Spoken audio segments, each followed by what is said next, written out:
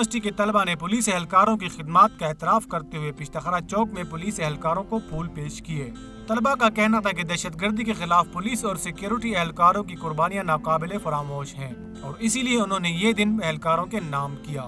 شہر میں آرام سے جو ٹریول کر رہے ہیں تو یہ ان کی کوشش، ان کی محنت کی وجہ سے ہیں۔ ہمارے لیے گرمیوں میں اور سخت موسم میں صبح دوپہر شام کھڑے ہو کے عوام کی خدمت کرتے ہیں۔ پولیس اہلکاروں نے طلبہ کی جانب سے پھولوں کا تحفہ پا کر خوشی کا اظہار کیا۔ ان کے بقول اس اقدام سے ان کی مزید حوصلہ افزائی ہوئی ہے۔